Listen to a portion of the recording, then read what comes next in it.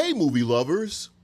Today we're diving into the high-octane world of Bad Boys Ride or Die, the newest installment in the action-packed Bad Boys franchise. Get ready for non-stop thrills, explosive car chases, and the dynamic duo of Will Smith and Martin Lawrence in action.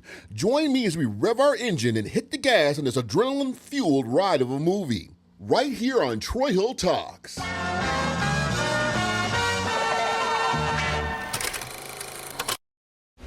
Tonight.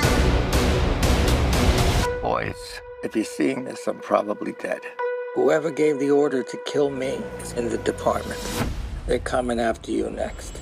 Welcome back to Troy Hill Talks, the channel where we break down all the latest films hitting the big screen, and the Bad Boys franchise is back. This time the story follows Mike Lowry and Marcus Burnett attempting to clear the name of their late captain, Conrad Howard, when he's falsely accused of being dirty while ending up being fugitives themselves. It's summertime, and it's hot outside. It's time for that movie theater popcorn flick magic, and Bad Boys Ride or Die delivers. How do you ask? Well, a great action movie typically includes several key elements that contribute to an exciting and entertaining viewing experience. Number 1. High-octane action sequences. Explosive car chases, intense fight scenes, and jaw-dropping stunts keep the audience on the edge of their seats. Number 2, exotic locations. Setting the film in exotic locales such as tropical islands, bustling cities, or picturesque beaches adds to the sense of adventure and escapism. Number 3, larger-than-life characters. Protagonists with charisma, humor, and a touch of vulnerability that makes the audience emotionally invested in their journey. Number 4, a catchy soundtrack. Memorable music and a dynamic soundtrack enhance the action sequences and elevate the overall excitement of the film. Number 5, witty one-liners. Clever and humorous one-liners add a touch of charm and wit to the characters, making them more relatable and endearing. Number 6, plot twists and surprises. Unpredictable plot twists and unexpected turns keep the audience engaged and eager to see what happens next. Number 7, visual spectacle. Stunning cinematography, impressive visual effects, and eye-catching set pieces contribute to the grandeur and spectacle of the film. And most importantly, number 8, feel-good vibes. A sense of fun, adventure, and escapism leaves the audience feeling entertained and uplifted after watching the movie. By incorporating these elements, a great summer action movie can provide audience with a thrilling, engaging, and memorable cinematic experience, and I think for the most part, Bad Boys Ride or Die covered the bases. Things I liked about this movie. Martin Lawrence and Will Smith. Now, I'm going to admit, and I'm going to be upfront and honest, that I am not the biggest Bad Boy movie franchise fan. I always thought that the villains didn't really mean anything, they didn't matter, and I always felt that these movies ran a little bit too long, like 20 or 30 minutes too long for me for an action movie. But honestly, I can say me being 50 now, to me it's different because Martin Lawrence and Will Smith are kind of relatable in a sense. Another thing I enjoyed was the action sequences. I'm telling you, they're on the thin line between being action and straight up Fast and Furious ridiculousness. However, I really enjoyed the action sequences all throughout this movie, and I think for this franchise to continue, they kind of have to sit there and kind of go the Fast and Furious route, if that makes any sense. Another key thing that everything seems to be connected, like in a nice little tight little package, so to speak, that all these stories are kind of interwoven into one big story. So definitely it'll make the watching experience a little bit different when I decide to watch all 4 of them back to back. Another thing that I noticed in this movie was the changing of the guard of the directors, so to speak. In part 3, you could really see there was kind of like a transition between Michael Bay and these newer directors, but it seems like in this 4th one that the directors took way more responsibility and took ownership of these characters, and I'm actually looking forward to see what they can do more with this franchise if that ends up happening. I also enjoyed the overall popcorn, feel-good vibe of this movie. This type of movie may not require deep thinking or analysis, but instead it aims to provide a fun and immersive experience for the audience. This film was perfect for unwinding, escaping reality, and simply having a good time at the movies. And one of the biggest things about this movie is Reggie. Woo! Holy shit, Reggie. That alone is worth going to check out this movie at the movie theater. I'm not going to drop any spoilers, but Reggie is a certified badass, and you need to check out this film. I mean, if you just needed a reason to check out something really, really cool, you definitely want to check this out with Reggie. All in all, I love the camera work. I was kind of concerned when I started seeing like these behind the scenes looks of how they were like trying to film some of the movie. I was kind of concerned that I didn't want to go into like I mean, if I want to play Doom, I'm going to play Doom. I don't need to watch it in a movie or even watch the movie Doom. But definitely everything worked. And it was just like a real nice and unique touch to the movie, I feel. Colors, amazing.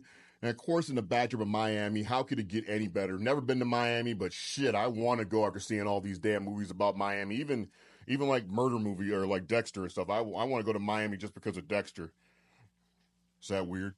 Another great part about this movie was the music. I mean, I actually enjoyed the music. And when they dropped the not bad meaning bad, but bad meaning good, that old Run DMC Peter Piper shit, me and my son got hyped the hell up because we mess around with music and do like DJ stuff like sometimes on the side. So that's like one of our main things that DJ Jazzy Jeff, just constantly mixing that over and over again. So it's like one of our things. I overall loved how this turned into like a fugitive movie. I kind of felt like they were almost like Richard Kimball almost. I thought it was really, really cool. I mean, and to me, it seemed like it had like a few slow parts in the first part of the movie. However, soon the John Sally stuff happens. Boom. They're just like press the foot on the damn gas. They do not let their foot off the gas until the movie is over. And I mean, it was just really, really good. And I also enjoyed the introduction of the villain. I thought it was very, very well done. But of course, there's a lot of things to like about this movie, but there's a few things I did not like about this movie at all. Things I didn't care for. Now, I mentioned how I liked the introduction of the villain. But after that, I mean, it kind of like you just kind of like fell flat and just did, he just did what villains do. There's like really no backstory. Yes, it is connected, but it's not connected enough for you to try to have any type of connection with the villain. And then the accomplice and stuff, that didn't really do much anything either. I mean, you could see you could see like miles away, literally what was coming.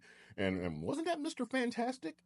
Other things I didn't like, green screen was really, really noticeable in various scenes, specifically office scenes. I could tell like it just didn't seem like everybody was really there, or office wasn't as nice as they made it look like. And just throughout the movie, it just seemed kind of like a little patchy. Not enough to ruin movie experience, but again, noticeable. Another thing I didn't like, where the hell was Martin Lawrence's original wife? I mean, they seem like they give the wife a lot more to do in this movie, and then all of a sudden you don't give us the damn original wife. So that kind of pissed me off. Another thing I did not care for Mike Lowry's wife. That didn't make any sense to me. I mean, I just thought it was kind of strange. And just speaking about the wedding at all, I didn't even like the overall wedding part. The wedding sequence of this kind of seemed like ridiculous, kind of like the opening of Coming to America Part 2 with the birthday party and everything. It just seemed like kind of like over-exaggerated and kind of cheesy and silly. Another thing I did not like, Tiffany Haddish. I mean, Tiffany Haddish, if someone was going to ruin the movie for me, it probably would have been her. And I don't know a lot about her. I just know there's a lot of things in the news that makes her not like a very likable person. And then having her utter the words that she uttered in the movie, about eating the pea and stuff, that shit was not even necessary in this movie. I'm sitting there with, it's like kids and stuff in the crowd and stuff. And I know she didn't selectively pick these lines to say and stuff because she probably would have picked it because she just seems like she's kind of like a trashy person anyways. But still, I did not need that in this movie. Put that cat poop in your mouth. Poop. Your poop mouth. Get out poop out of your mouth. I didn't need that in this movie or her. Now, again, that might be me and, putting on my 50-year-old pants, starting to do my, get off my lawn and stuff. But still, I didn't like that in that movie at all. Just didn't like it. And if I went any more into the dislikes, it's probably nitpicking. I feel like I've been nitpicking a little bit anyways, because to me, it was overall a good experience. Bad Boys Ride or Die is a high-octane thrill ride that offers a fun and memorable experience for the fans of action films in this franchise. The movie immerses viewers in a world of adrenaline-pumping sequences, delivering great action paired with infectious vibes throughout. While there are a few minor hiccups along the way, they do little to dampen the overall enjoyment of the film. The dynamic performances of Martin Lawrence and Will Smith, coupled with the electrifying visuals and well-executed stunts, make for an engaging cinematic journey, and I would like to see more of this franchise. Despite its flaws, Bad Boys Ride or Die manages to entertain and keep audiences engaged from start to finish. I would rate it 4 out of 5 as it successfully delivers a thrilling and satisfying movie-watching experience that's definitely worth a watch for action enthusiasts. Have you had the chance to see Bad Boys Ride or Die? Are you surprised that I have not said Bad Boys 4, Bad Boys for Life? I would love for you to comment down below. I'd love to see your thoughts and opinions for sure. That's it for me today. Thank you for visiting my channel. If you enjoyed this review, please go ahead and show me some love and like this video. If you really loved the video, go ahead and subscribe to the channel. I'd really appreciate it. My name's Troy Hill. This is Troy Hill Talks, and I'll see you next time with some more content.